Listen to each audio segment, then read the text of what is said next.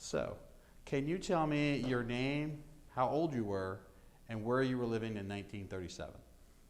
I am Mary Louise. I was Mary Louise Eck in 1937, and I was 11 years old, and I lived in Clifton on Warren Avenue, which is right in the same block as Clifton School.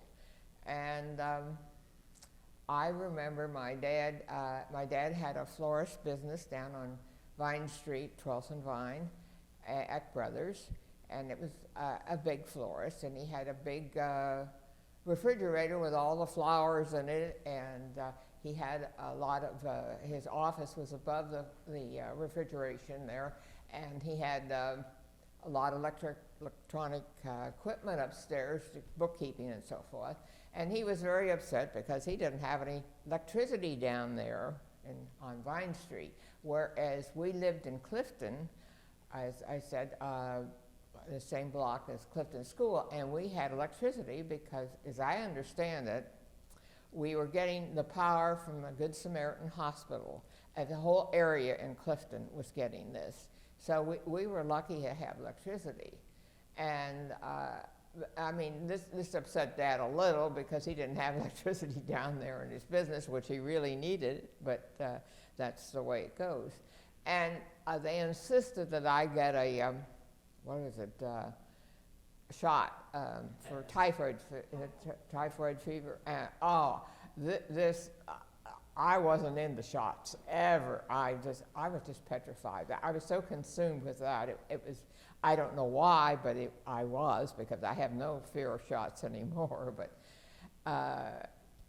now it's 75 years later. Why, I've had quite a few, but it didn't bother me at all. But I can't understand why it did then. But this consumed me, and we would, Dad would take us around and have us view the different spots that we could go and view what the river was doing, but because it was unbelievable, really.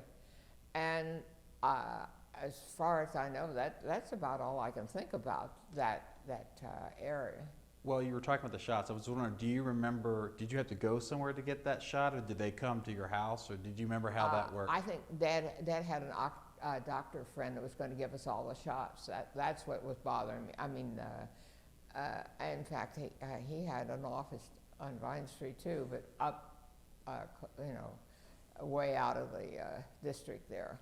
But Vine Street was a real nice German community, really, and I know my mother and I used to like to go down on the 55 streetcar, which came up to Clifton School and then went down Vine Street, and we would go shopping in the German community, and we did our shopping in the bakery and groceries and things like down there, and take them to Dad, and then he'd drive us home in the evening.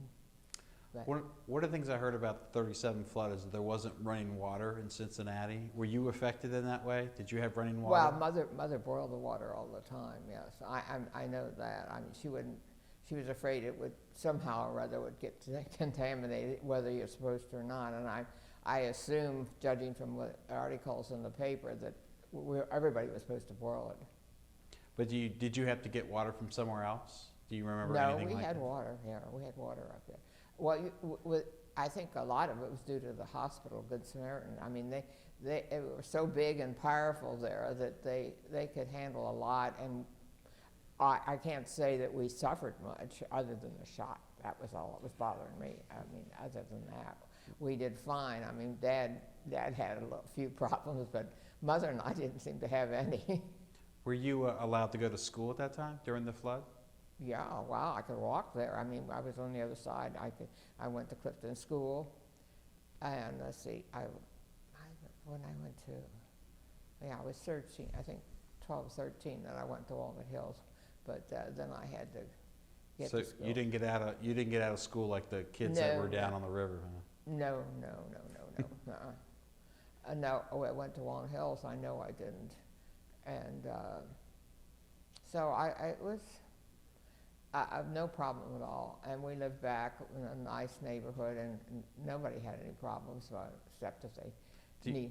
Do you have any memories or an image of seeing the river during the flood? Seeing what? The river. Yeah, I do. I do remember.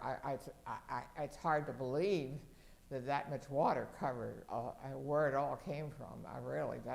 That's breathtaking in itself, because we go in some high hill and look down, and even you can go out to Moundstone Park and look down, and Northside and all that area is all flooded. All those buildings were underwater. Everything was underwater. Yeah. So when you hear people talk about the 1930 flood, what do you usually think about, or what do you think of its part in Cincinnati history? Do you have any thoughts about that? Well, no, not really. It's sort of mind-boggling, really. To think of all the areas I know of, having been on a boat trip when they showed you the top. They said the water went to the top of the church peak windows. What was that, St. Rose's, wasn't it? St. Rose Church. On a boat trip, taking down, and they would point that out, that the flood went that far. And then, of course, as my friend said, down in Newtown, the cafe, the Newtown Cafe, the village cafe, they have a black brick showing where the water had come to it, and which is unbelievable. I mean, it's way above where the traffic light is. And I mean, this whole area. Of course, at that time, that didn't fade, because we lived in Clifton. We were more protected. We were on top of a hill. Well, I don't really, that's pretty much the standard questions that we ask, but I don't know, did you guys have any stories that you might want to ask her about? Because you went on, I know about the shot. That really always stuck in my, I think of the flood, and I thought of that shot. She said with her father with the florist business, he lost a lot of flowers. Yeah. Yeah, do you want to talk about, did your dad, how bad was your dad's business affected by the flood? Well, Dad recouped real well, I'm sure. He was always kind and giving to everybody, and I'm sure he gave to the different organizations that needed flowers. He would to see that they had them. And he was into floral funeral arrangements. Evidently, his business was mainly into. The Germans like to have a lot of floral flowers at their funerals, and this was a very important thing to people, and he made sure they had them. I mean, and so he didn't suffer, and he did well. I mean, he managed. It didn't bother. It annoyed him more than anything else I can think of. I mean, because of the lack of electricity. Lack of electricity and help people and dispersing and reaching these people. I mean, the people that needed them. So I don't know. It was amazing, really. He did real well. He recouped on through the whole thing. No, it didn't hurt him at all. If anything, it probably helped him in a fashion, indirect fashion. Well, great. Well, I can't think of anything else. Is there anything else you? No, I can't think of anything. I'll probably think of something later. Of course. Always.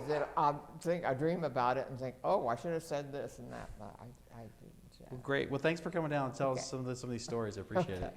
Okay. Okay. Thank you.